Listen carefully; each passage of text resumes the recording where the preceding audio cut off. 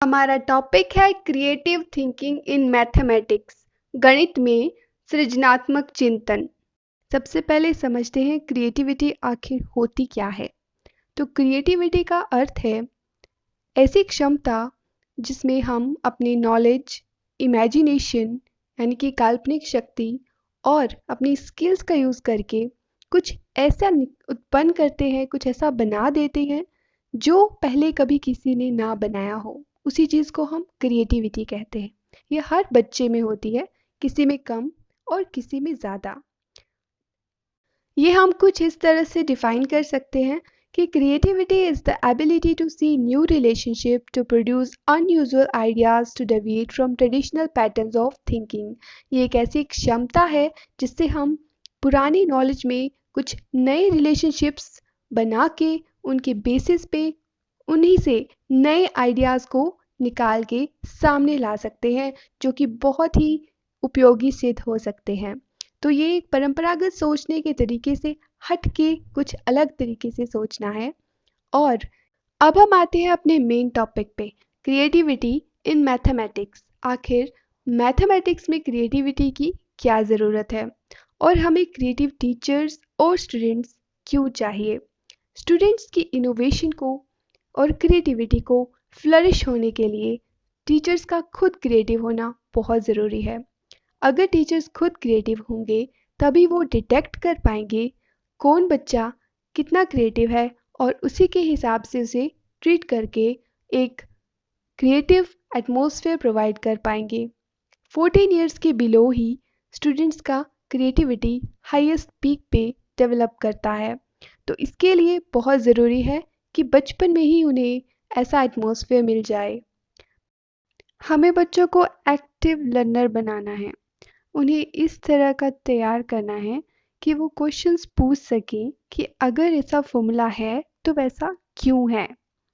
New invention और ideas create करने के काबिल बनाना है। शकुंतला देवी की तरह हिस्ट्री क्रिएट करने के काबिल बनाना है। और सबसे इम्पोर्टेंट बात कि एक सामान्य दायरे से बाहर निकलकर कुछ अलग सोचने के काबिल बनाना है। तो उसके लिए हमें क्या करना होगा। How to nourish the creativity in students.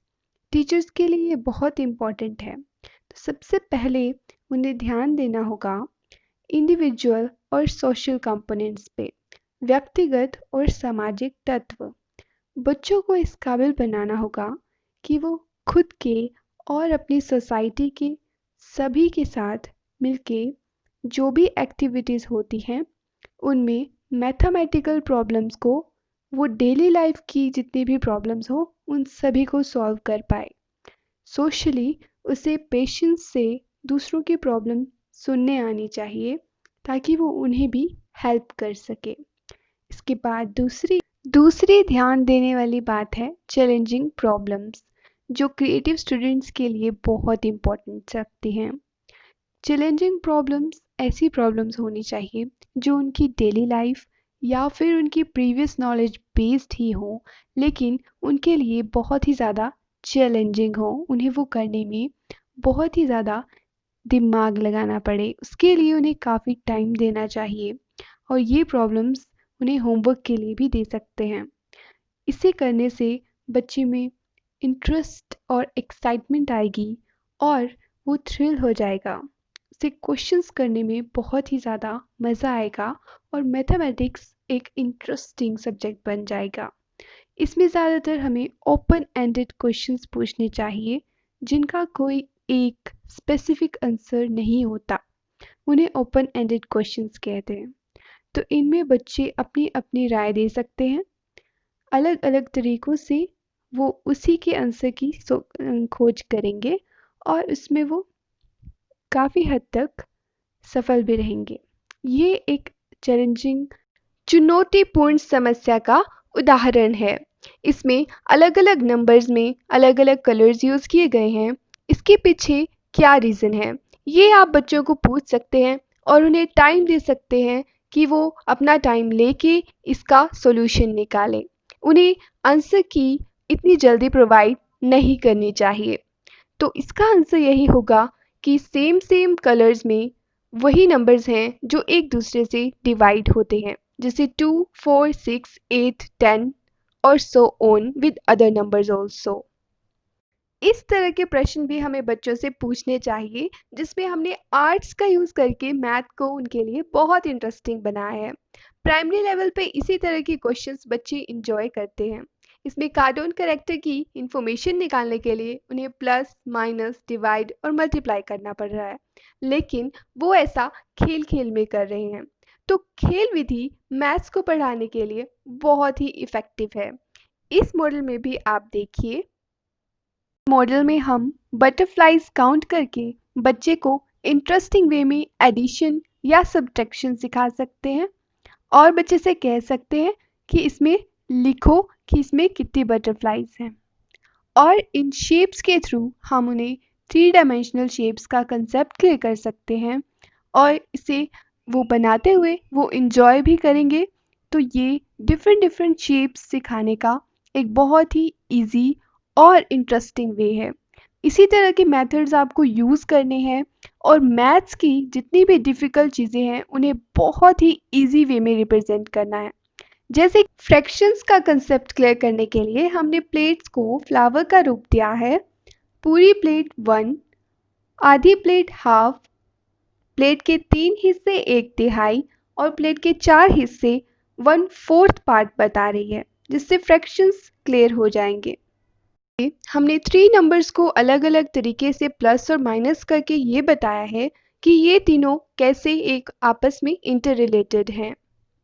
हमारा तीसरा पॉइंट है बच्चों की उन महत्वपूर्ण योग्यताओं का विकास करना जो केवल हम पर निर्भर करते हैं। उसके लिए हमें क्या क्या करना चाहिए। टीचर को मैथ को जितना इंटरेस्टिंग हो सके उतना इंटरेस्टिंग बनाना चाहिए। चिल्ड्रन को खुद प्रॉब्लम क्रिएट करने भी आनी चाहिए, उसे सॉल्व करने की टेक्निक्स अंडरस्टैंड करने भी आनी चाहिए और अगर ज़रूरत हो तो वो उसे मॉडिफाई भी कर सकता है। ज़रूरी नहीं है कि एक्सरसाइज में दिए गए सेम तरह के क्वेश्चंस में बस डिजिट्स चेंज करके आप बच्चे को दे दो। आप अपनी तरफ से अपनी क्रिएटिव थिंकिंग से ही बच्चे के लिए इंटरेस्टिंग वे में मैथ को रिप्रेजेंट करोगे। इस प्राइमरी लेवल पे एक प्रॉब्लम के अलग अलग सॉल्यूशंस हमने इस पिक्चर में दिखाए हैं। मैंने इसमें एडिशन के बारे में बताया है। फिंगर्स को काउंट करके बच्चा ये कर सकता है। मन में 5 और उसके बाद की काउंटिंग वो फिंगर के थ्रू करेगा। उसके बाद वो टैली मार्क्स यानी लाइंस ड्रॉ करके कर सकता है। हम पिक्चर ड्रॉ करके उसे ऐड करने के लिए कह सकते हैं। नंबर लाइन के थ्रू उसे एडिशन आ सकता है। 10 फ्रेम और एक सेंटेंस या फिर अल्फ़ाबेट के थ्रू भी हम उसे सोचना ये सिखा सकते हैं कि हमने कैसे एडिशन की है। इस टेक्निक को हम कहते हैं SDE यानी कि सब्जेक्टिव डोमेन ऑफ एक्सपीरियंसेस। इसमें हम बच्चों को एक ही प्रॉब्लम के डिफरेंट डिफरेंट मेथड से सॉल्यूशन निकालना सिखाते हैं, जिसमें बच्चों की पर्सपेक्टिव अलग अलग तरीके से सोचने की बढ़ती है। और इसके बाद हमें बच्चों के लिए स्पेशली उनके आइडियाज़ के लिए एक्सेप्टेंस बहुत ज़रूरी है। सबसे पहले हमें हाँ कह के ही जवाब देना चाहिए। उसके बाद एक्सप्लेन करना चाहिए कि आपने यहाँ पर इतनी गलती कर दी है। प्ले करते हुए उन्हें एक्सप्लोर करवाना चाहिए ताकि वो खेल खेल में ही सीखें। उन्हें डिफरेंट डिफरेंट मेथड्स का यूज़ करने की छूट देनी चाहिए।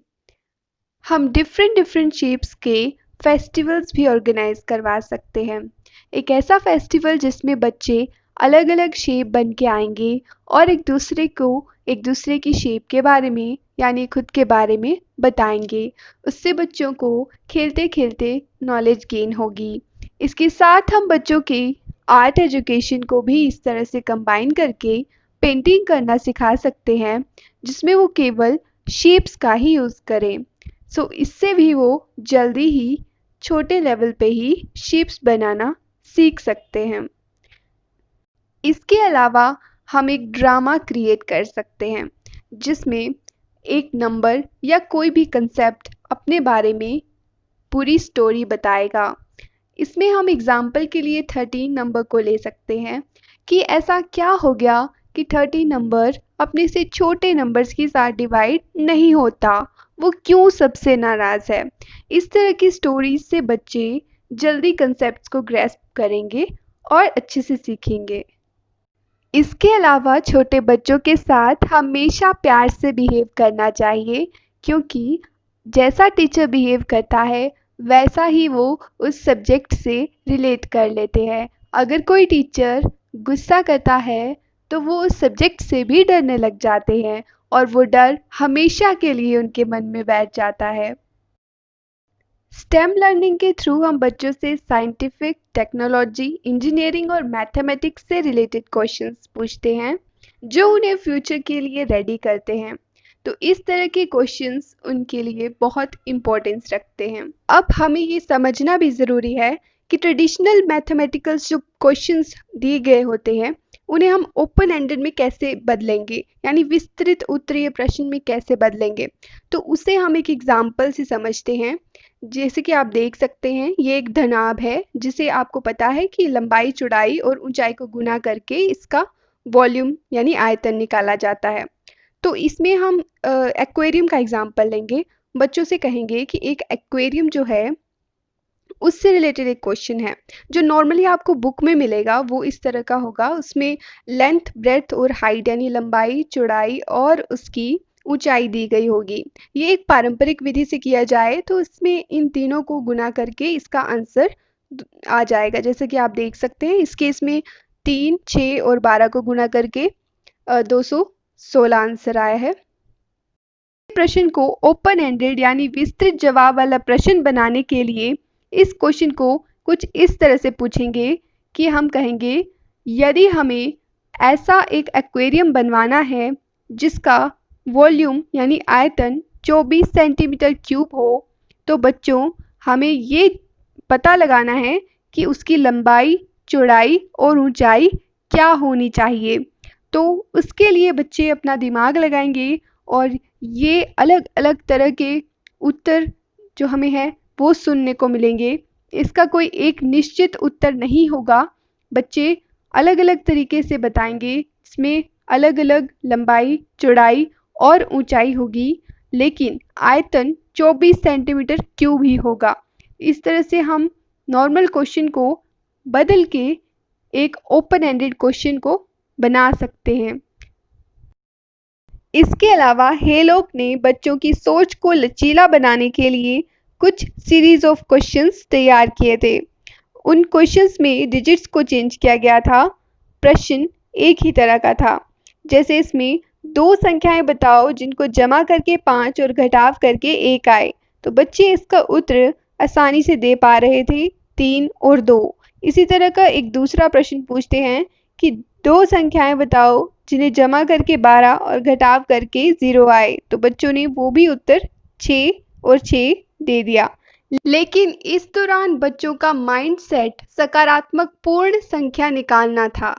उनकी इसी सोच को बदलने के लिए उन्होंने प्रश्न को कुछ इस तरह से बदला कि कोई 2 संख्याएं बताओ जिनको जमा करके 9 और घटाव करके 2 आए। तो अब बच्चे सोचेंगे कि ऐसे कौन से अंक हैं, लेकिन उनका आंसर कोई भी पॉजिटिव होल नंबर नहीं आएगा।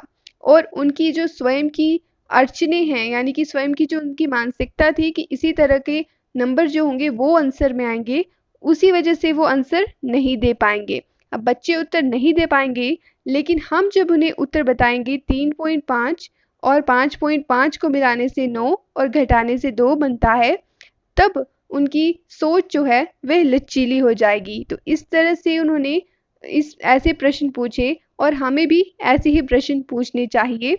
और इस तरह से ओपन एंडेड क्वेश्चंस और फ्लेक्सिबिलिटी को ला के अलग अलग मेथड्स अपना के हम बच्चों की क्रिएटिविटी जो है वो मैथमेटिक्स में ला सकते हैं और उनकी सोच को रचनात्मक बना सकते हैं।